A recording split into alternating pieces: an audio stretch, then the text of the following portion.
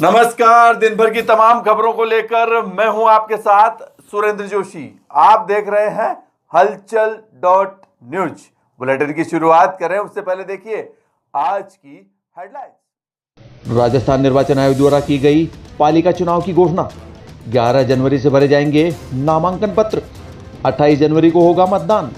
7 फरवरी को चुना जाएगा नगर पालिका अध्यक्ष। गीतकार देवकरण मेघवंशी ने हलचल .न्यूज को भेंट की स्वरचित पुस्तक चटकारे।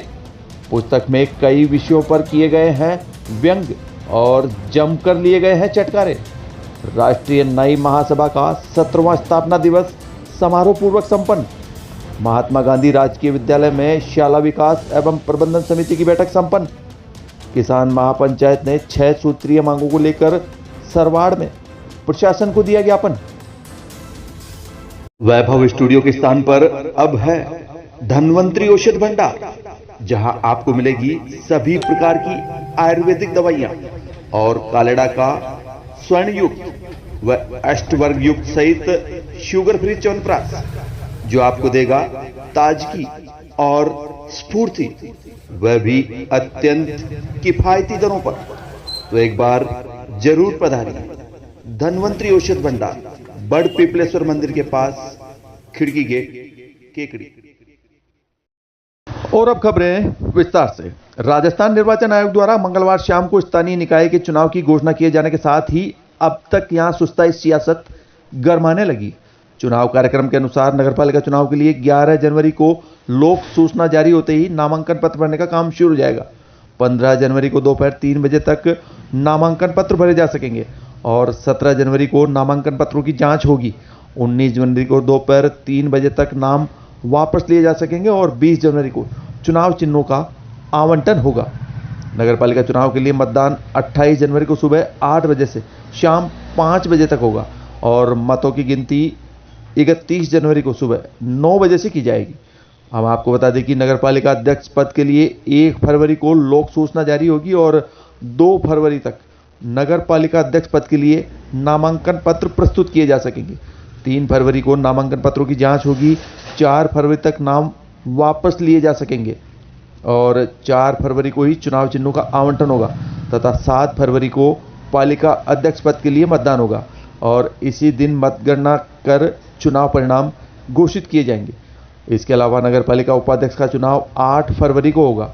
निर्वाचन विभाग द्वारा पालिका चुनाव घोषित किए जाने के साथ ही शहरी क्षेत्र में राजनीतिक सरगर्मियां तेज हो गई है। गौरतलब है कि इस बार चुनाव कार्यक्रम घोषित होने के 5 दिन बाद ही नामांकन पत्र भरने की प्रक्रिया शुरू होने से भाजपा व कांग्रेस दोनों राजनीतिक दलों को प्रत्याशी चयन की प्रक्रिया पूरी करने के लिए समय बहुत ही कम मिलेगा।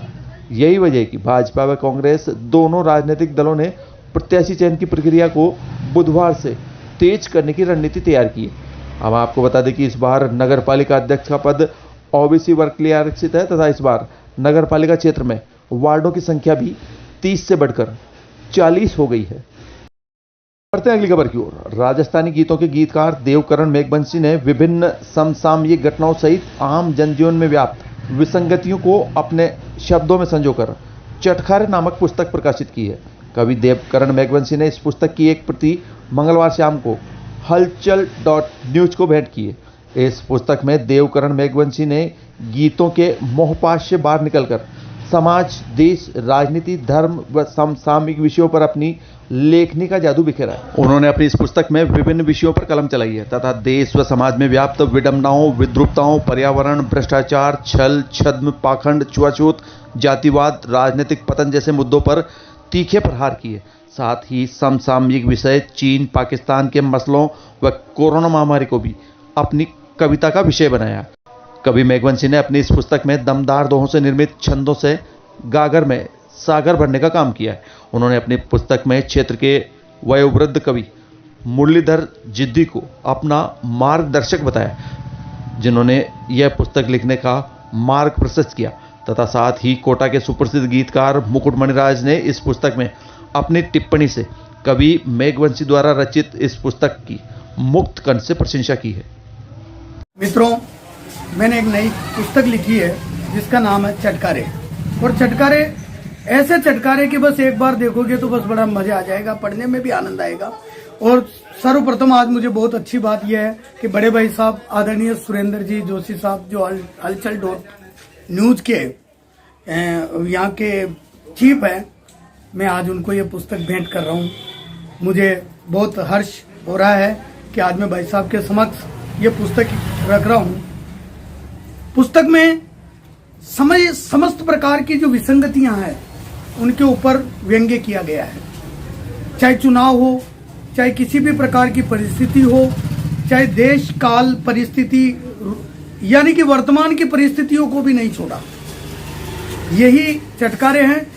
7 लाइन के बंद है और 7 लाइन के अंदर एक चटकारा मैं आपको बता देता हूं कि मतदाता सूची पड़ी पटक आंख पे जोर, मतदाता सूची पड़ी पटक आंख पे जोर, और रोड़िया की पत्नी मिली ठेठ बाप की ठोर, छगन की गुमी लुगाई उल्टा छप गया नाम पड़ोसन लड़वाई।